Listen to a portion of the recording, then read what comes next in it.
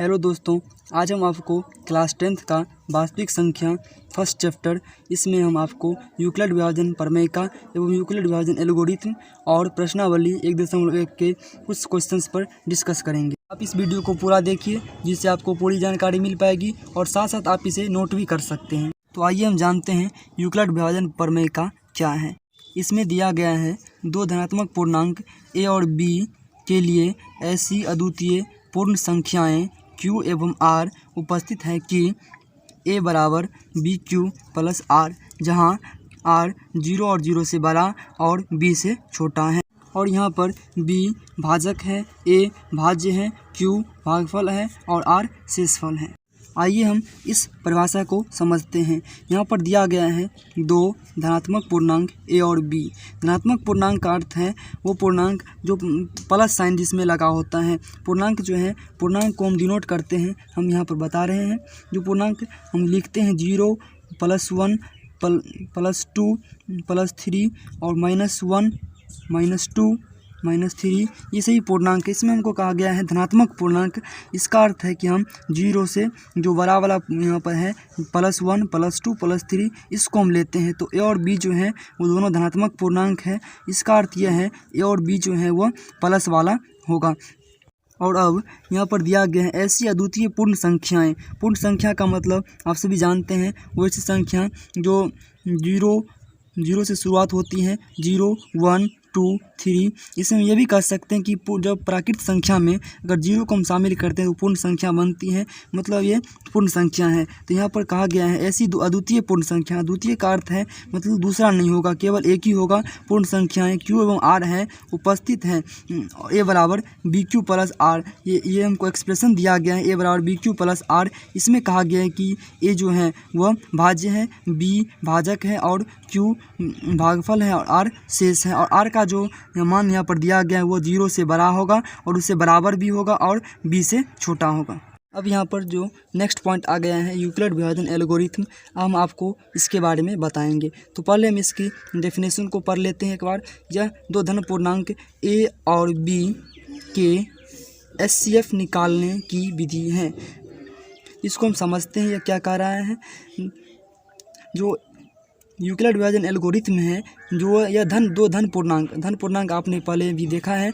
धन पूर्णांक क्या होता है, 0 से बड़ा होता है। और यहाँ पर a और b के HCF निकालने की एक विधि है। और नेक्स्ट हम पढ़ते हैं यदि a और b का HCF d है, इसका अर्थ है कि d वो बड़ा पूर्णांक है जो a और b को पूर्णतः विभाजित करता है। आप इसे नोट करते जाइए। तो आइए हम इस नीचे वाले को समझते हैं। यहाँ पर कहा गया है a और b का HCF d है। इसका अर्थ यह है कि यह d जो एक बड़ा पूर्णांक है जो a और b को पूर्णतः विभाजित करता है। तो इसको हम एक एग्जाम्पल के तरह से समझते हैं। हम यहाँ पर एग्जाम्पल ले रहे हैं, जैसे हम यहाँ पर ले रहे हैं 10 और 15। इसका हम जब HCF करेंगे तो इसका HCF हमको निकल करके आएगा 5। HCF जो हमारे यहाँ पर निकल करके आएगा 5 आया है। ये 5 जो है वो इस दोनों में सबसे बड़ा पूर्णांक होगा। जो 5 इस दोनों को पूर्णतः विभाजित करता है। जब 5 से हम यहाँ पर चेक कर लेते हैं, इससे हम इसमें भाग दे करके देखते हैं तो 5 दूना 10, ये पूरा कट गया यहाँ पर।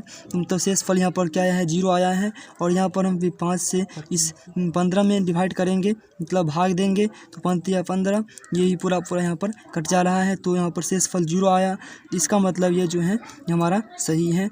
किससे तो आप यूक्लिड विभाजन एल्गोरिथम को समझ चुके हैं। ये हम प्रश्नावली 1.1 के फर्स्ट क्वेश्चन को डिस्कस करते हैं। एक बार हम क्वेश्चन पढ़ लेते हैं। निम्नलिखित संख्याओं का HCF ज्ञात करने के लिए यूक्लिड विभाजन एल्गोरिथम का प्रयोग कीजिए।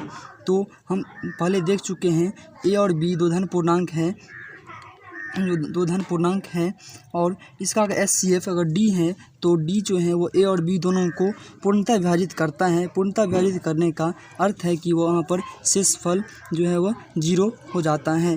तो आइए हम इस क्वेश्चन को, इसमें पहला क्वेश्चन है जो हम क्वेश्चन यहाँ पर एक बार फिर से लिखते हैं। तो चलिए हमने क्वेश्चन यहाँ पर लिख लिया है। क्वेश्चन है 135 और 225 का HCF हमको निकालना है यूक्लिड विभाजन एल्गोरिथम की सहायता से। तो हम पहले क्या करते हैं, एक जगह हम 135 लिख लेते हैं और b के बराबर हम 225 को ले लेते हैं। अब यहाँ पर जो हमको यहाँ पर पहला एक्सप्रेशन हमको दिखाई पड़ा था a बराबर बी क्यू प्लस आर, जहाँ पर r जो है वो 0 से, चलिए हमने क्वेश्चन यहाँ पर लिख लिया है। और इस क्वेश्चन में कहा गया 135 और 225 का हमको एचसीएफ निकालना है, वो भी यूक्लिड विभाजन एल्गोरिथम की सहायता से। तो हम यहाँ पर b के जगह पर 135 ले लेते हैं और a के जगह पर 225 ले लेते हैं। अब यहाँ पर जो पहले एक्सप्रेशन हमने देखा था a बराबर बी क्यू प्लस आर, और यहाँ पर r जो है वो 0 से बड़ा भी हो सकता है और 0 के बराबर भी हो सकता है, बट हमेशा ये b से छोटा ही रहेगा। यहाँ पर r जो है वो शेषफल है और b जो है वो भाजक है। यहाँ पर हमने इसको शेषफल को भाजक से छोटा इसीलिए लिया है क्योंकि जो भाजक है वो कभी शेषफल से छोटा नहीं हो सकता है, हमेशा बड़ा ही होगा, क्योंकि जो भाजक है वो 0 के बराबर नहीं हो सकता है और यहाँ पर जो शेषफल है वो 0 के बराबर हो सकता है, इसीलिए जो यहाँ पर शेषफल है वो भाजक से छोटा है। अब इस क्वेश्चन को हम सॉल्व करते हैं। यहाँ पर जो 135 है और 225 है, हम क्या करेंगे यहाँ पर उसको इस एक्सप्रेशन में हम पुट करेंगे। तो एक जगह पर हम यहाँ पर 225 यहाँ पर लिखते हैं और b की जगह पर 135 लिखते हैं इंटू क्यू प्लस आर। तो हम इस एक्सप्रेशन को तब तक सॉल्व करेंगे जब तक हमारा r का वैल्यू 0 नहीं आ जाता है। अब हम क्या करेंगे, इसको आप सिंपल यहाँ पर 135 से 225 में भाग भी दे सकते हैं और यहाँ पर जो भागफल आएगा उसको आप यहाँ पर लिखिए, जो शेषफल आएगा आप इसको यहाँ पर लिखिए। तो पहले हम यहाँ पर इसको करके देखते हैं। 135 इससे हम 225 यहाँ पर इसमें डिवाइड करेंगे तो ये कितना से लग सकता है, तो यहाँ पर जो है इसको हम 1 से लगा सकते हैं, क्योंकि अगर हम इसको 2 से लगाएंगे तो ये ज़्यादा हो जाता है। क्योंकि हम देखते हैं 35 है, इसको जब हम 2 से गुना करते हैं या मल्टीप्लाई करते हैं तो यह 70 मतलब 70 आता है। तो यहाँ पर जो 25 ही है तो ये यहाँ पर नहीं लगेगा, तो 1 से लगाते हैं तो यहाँ पर 135 है।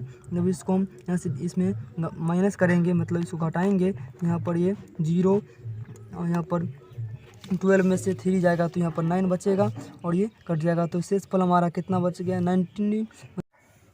अब हम यहाँ पर करने के बाद हमको यहाँ पर 90 है, इसको हम इसमें पुट करेंगे। तो यहाँ पर 225 इसमें इस साइड में हम यहाँ पर लिख लेते हैं 225 और 135 इंटू क्यू, मतलब भागफल हमारा कितना आया है 1 + 19। अब यहाँ पर एक चीज़ हम क्या करते हैं, जो हमारा यहाँ पर शेषफल आता है उससे हम फिर इसमें डिवाइड करते हैं। जो अगला वाला हमारा 135 है, जो हमारा यहाँ पर जो हमने यहाँ पर लिखा हुआ है 135, तो यहाँ पर b की जगह जो आता है उसमें हम जो शेषफल आता है उससे हम डिवाइड करते हैं। अब यहाँ पर 135 लिखेंगे और यहाँ पर 19 लिखेंगे इंटू यहाँ पर शेषफल जो आएगा फिर 19 से इसमें डिवाइड करेंगे। 135 इसमें डिवाइड करेंगे तो हमारा फिर हम इसमें 1 से डिवाइड कर सकते हैं, क्योंकि 19 को जब हम 2 से डिवाइड करेंगे तो 180 आएगा, मतलब 180। तो यहाँ पर यह नहीं हो सकता है, तो हम 1 से लगाएंगे यहाँ पर, तो ये 5 और ये यहाँ पर 4 आएगा माइनस करने के बाद। तो यहाँ पर हम 1 लिखेंगे प्लस यहाँ पर 45।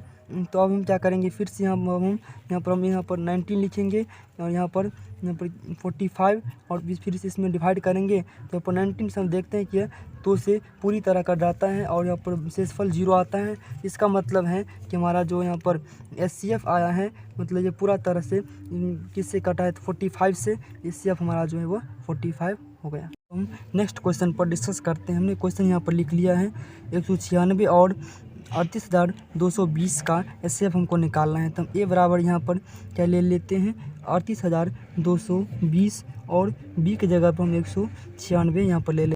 अब यहाँ पर हम एक बार फिर से एक्सप्रेशन लिखते हैं, ए बराबर बी क्यू प्लस आर और आर जो है वो 0 और 0 से बड़ा और बी से छोटा है। जब हम क्या करते हैं, इसको इसमें वैल्यू पुट करेंगे तो यहाँ पर 38,220 is equal to 196 into Q plus R. हमने यहाँ पर एक्सप्रेशन में वैल्यू पुट कर दिया है। अब 38,220 is equal to 196 into Q plus are.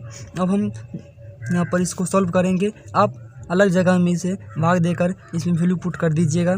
हम जब इसको भाग आप दीजिएगा तो ये इस प्रकार आएगा 220 इज इक्वल टू 196 इंटू यहाँ पर भागफल आपको 195 आएगा प्लस यहाँ पर शेषफल आपको 0 आएगा। चूँकि शेषफल यहीं पर 0 आ गया है और ये पूरा कटा है किससे 196 से, तो यहाँ पर एचसीएफ जो है वो 196 हो जाएगा।